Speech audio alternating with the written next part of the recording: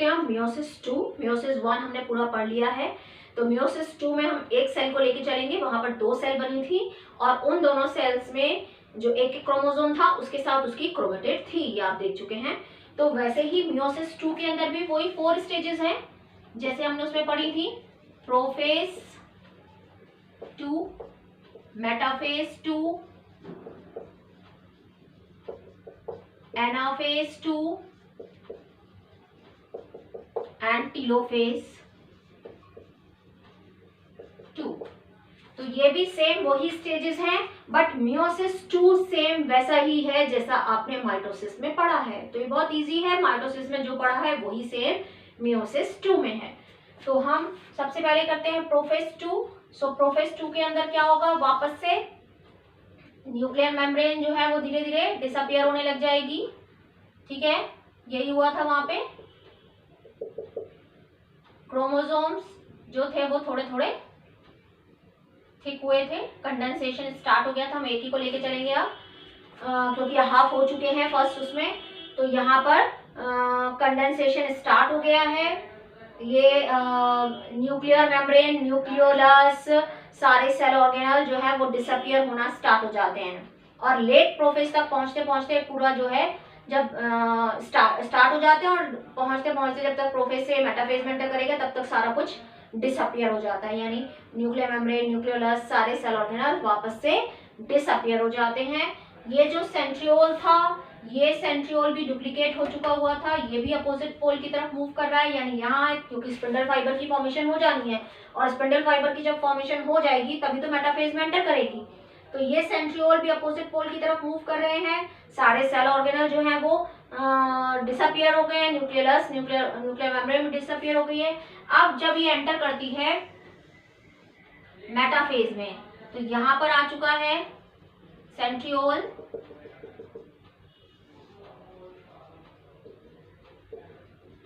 इससे spindle fibres आ रहे हैं यहाँ पर और यहाँ पर क्रोमोसोम अरेंज हो जाएगा। ठीक है, और इसमें हम वही क्रोमोसोम ले रहे हैं जहां पर जेनेटिक मटेरियल एक्सचेंज हो चुका था थोड़ा सा, तो वही लेके चलते हैं हम। ठीक है, तो ये जो है अब ये स्पिंडल फाइबर के साथ यहाँ पर क्या प्रेजेंट है, काइनेटिक कोर, उसके साथ ये अरेंज हो जाएंगे काइनेटिक कोर के साथ। ठीक है, काइनेटिक कोर के साथ ये सेंट्रल में इक्वेटोरियल प्लेट पे अरेंज हो गए। सेंटर में बिल्कुल सेम वैसा ही है जैसे अपने आप वहां पढ़ा था। सेंटर में इक्वेटोरियल प्लेट या मेटाफेज प्लेट पे अरेंज हो गए हैं, आके लेट गए हैं, अलाइन हो गए हैं, ये स्पिंडल फाइबर की फॉर्मेशन हो गई है यहाँ पे। ठीक है, तो यहाँ पर ये इसके साथ जुड़ गए कब, मेटाफेज में, यानी इक्वेटोरियल प्लेट पे अरेंज हो गए। अब एनाफेज में क्या होगा, अब देखो सेम वैसे ही है जैसा आपने माइटोसिस में पढ़ा था कि ये स्प्लिटिंग होगी, जो सेंट्रोमियर है यानी क्रोमोसोम बीच में से फट जाएगा, सेंट्रोमियर स्प्लिट कर जाएगी, आधा क्रोमेटिड एक तरफ चला जाएगा, आधा क्रोमेटिड एक तरफ चला जाएगा। तो एनाफेज के अंदर क्या होगा, देखो एनाफेज के अंदर ये जो स्पिंडल फाइबर थे, स्पिंडल फाइबर के अंदर कॉन्ट्रैक्शन होगा,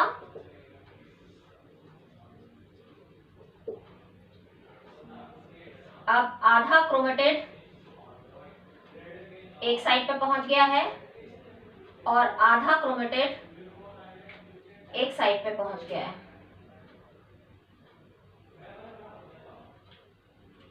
और यहाँ पे क्या प्रेजेंट है, काइनेटिक कोर।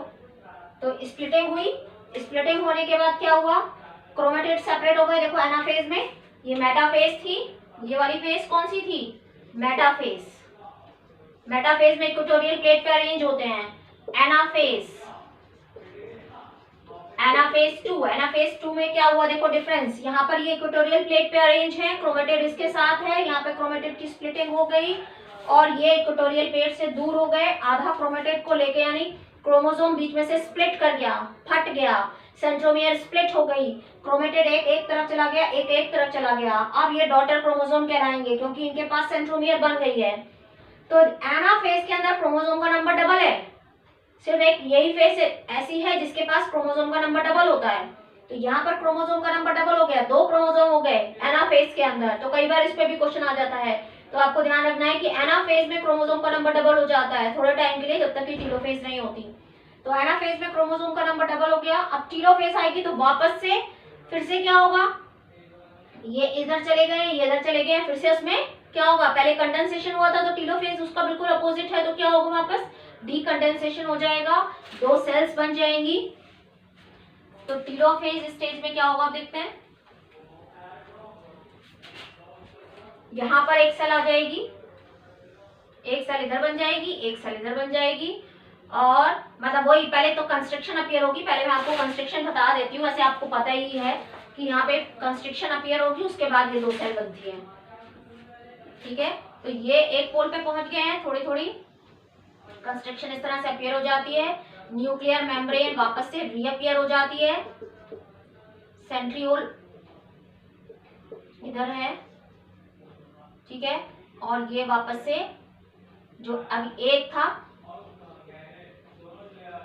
एक आ गया, न्यूक्लियर मेम्ब्रेन, न्यूक्लियोलस, सारे सेल ऑर्गेनल वापस से रीअपीयर हो जाते हैं, और इसमें क्या हो जाता है, डीकंडेंसेशन स्टार्ट हो जाता है। धीरे धीरे क्या होगा, देखो एक एक ही आ गया, अब धीरे धीरे ये अंदर की तरफ बढ़ेगा और ये बीच में से डिवाइड हो जाएगी साइटोकाइनेसिस से। तो एक से दो सेल बन गई, हम एक सेल को लेके चले थे, हमने एक से दो सेल बना दी, ऐसे ही दूसरी वाली सेल के साथ भी दो सेल बनेंगी, यानी टोटल कितनी बन जाएंगी, 4 सेल्स फॉर्म हो जाएंगी। टोटल में दो, पहले वाली जो हमने एक उसमें आपको स्टार्टिंग में दिखाई थी, उससे भी ऐसे ही दो सेल बनेंगी,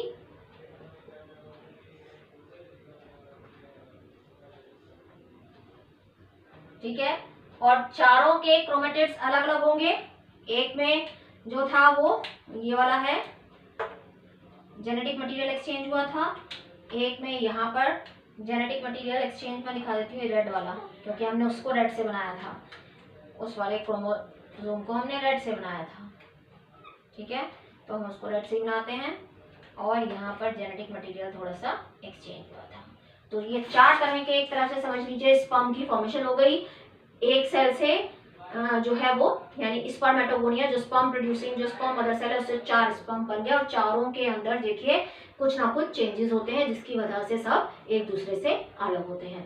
तो सबके पास एक एक क्रोमोसोम आ गया, तो ये क्या हो गई, हैप्लॉइड सेल्स बन गई, जिनमें क्रोमोसोम हाफ हो गया, क्योंकि हम 2 क्रोमोसोम लेके चले थे, अब कितने बचे हैं, एक एक, तो एक से दो, दूसरी वाली से भी 2 बन गई, यानी टोटल कितनी बन गई, 4 सेल। ये साइटोकाइनेसिस होगी, उसके बाद 2 सेल, इससे भी 2 सेल बनेंगी, और इससे भी 2 सेल बनेंगी, और वो जो 2 पहले वाली हम छोड़ के आए हैं उससे भी 2 बनेंगी, यानी इससे भी 2 बन जाएंगी, ठीक है।